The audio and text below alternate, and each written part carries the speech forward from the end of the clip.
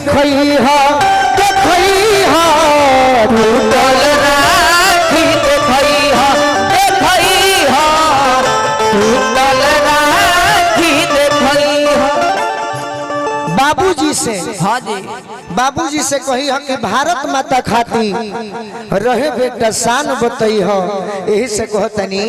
कि संहतिया हो निके हाल बतई हो संहतिया हो निके हाल बतई हो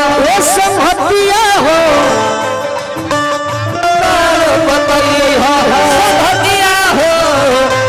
निके हाल बतई हो। सोनू राय जी एगो नाम का बड़ा कोई अगला बार सुधरवा ले। हाँ जी पिंटू प्रेमी गोलू राजा लाशपति रंगा फहरई हो संहतिया हो फहरई हो संहतिया हो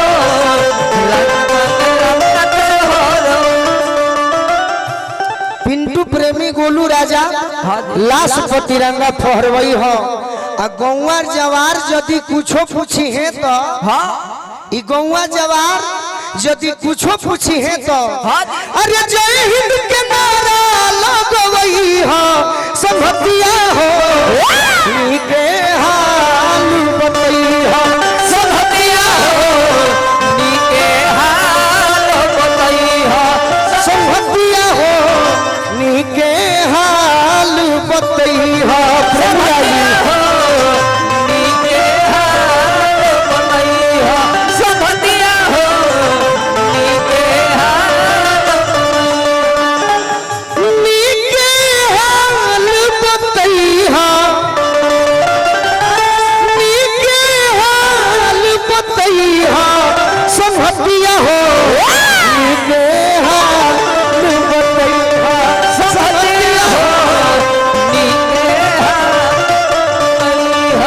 संहतिया हो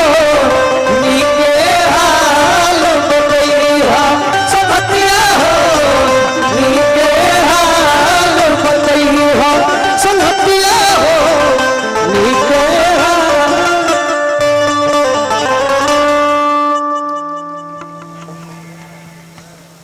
चले गौर गीत अभी जब ले आदेश ना माई बहन लोग रोरा सब लाके एगो गीत सुना देते हैं रोरा सब जाए जाए कोई बनी समय ऐसा हो गई बा बाकी एगो हमार गाना अभी बाकी केहू बुरा भाई ना मानी माई बहन में ये दुनिया के रीत बा। हाँ जी हमारा बिहारों में बा उत्तर प्रदेश पूरा भारत में बा कि जे सास बनल हुई वो अपना पतोह के जरूर चाहत हो कि हमार पतोहिया गांव घर में लुका के रहे। सही बात चाहत हो नो हाँ जी लेकिन एगो पतोह 10 गो हित न ताइलन बिहार से हाँ जी उत्तर प्रदेश में जब तो बिना माथ को आचरे ले ले चल गई पानी पियावे। अब सास देखली तो फिरंट हो गई कल करे ते हमार घर के इज्जत हो के तोरा लाज नहीं खे कि तोरा माथ पर ना आचर बा ना कोनो लाज बा ही तोरी चल जा तेरे पानी पियावे कर के पतोहिया जवाब देते कि सुनो सुनो आज कहता रू कि माथ पर आचर लेकर रही वो दिन ना बुझात रहे जहिया तारा घर के लोगवा हमारे के देखे आई रहे। हाँ जी वो दिन ई बतिया कही तो तब न जनिती कि तारा बड़ी लिहाज बा भरत शर्मा जी के लय हो। हाँ जी जनिती जे जारल जइबू आग में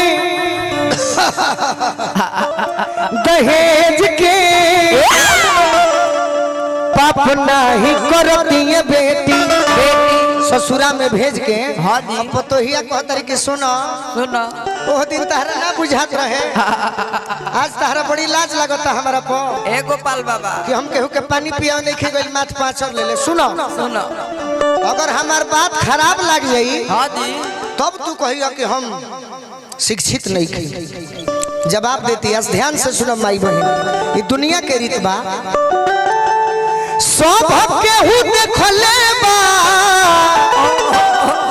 पहले ही तो हमारे के लोग देख ले बाबू हम ला जाइए के का करो का करो अरे जोरा में निहार के तो का हो चलिए सासू अरे का हो चलिए सासू साड़ी संभार के का हो चलिए सासू साड़ी संभार के का हो कोनो लड़का आर्मी मैन हो जाता हाँ जी तो कर बाबूजी कहता कि कम से कम 20 लाख एगो बुलेट तो चढ़बे करी हाँ जी आ जब वो है बुलेटवा पर लेके बियाह कर लेता लोग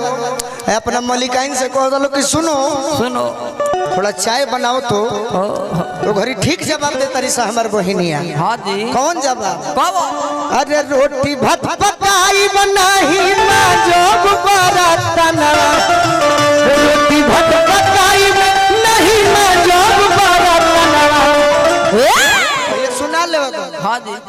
तारा खाती बा तारा खाती एक बार हुरुसत होई बुलेट खाती कि रोटी भात पकाई नहीं ना जोग बरतना वाह आज बहुत तरह की चाय बनाओ चाय बना तारा याद बा हमार बाबूजी के बुलेटे खातिर बेइज्जत कइले रहलो मड़वा में आज तारा चाय ना मिली काहे की काहे? अरे दहेज देख के किनले बानी तारा के सजनवा दहेज देख के किनले बानी तारा के आज ही बुलेट चमकावत रहो भले 50 रुपए के तेल डालत रहो हाँ जी बाकी हमारे बाबूजी के दिहल खेत में चले बड़े सही बात यही से कहतनी अरे पप्पे हमर दिहल आवे जाए के साधना पप्पे हमर दिहल आवे जाए के साधना दहेज देख के किनले बनी हाँ जी तहरा के सजनवा यही से कहतारू अरे का हो चलिए सासू आचर संभाल के का हो चलिए सासू आचर संभाल के का हो पतो अपना सास के जवाब देतिया कि गलत हम कब बनी जब रौरा कही जब जयमाल भइल हाँ जी तो जयमाल में दुल्हा दुल्हन ननु रहेले ना गांव भजुटेला के ही रे सखी ए सखी। तनी चल तनी फलानवा के दुल्हा देख ली और वही घड़ी सब लोग देखले रहेला उहे लड़की जवाब देतिया का हो की है तू जरूरी मजबूरी कहाला राहुल भैया बड़े भैया के आशीर्वाद मिला नाम तनी बता दी जल्दी में अमित राय जी जय हो लड़की कहती है 2 मिनट हमारे के समय देव जा संचालक चाचा जी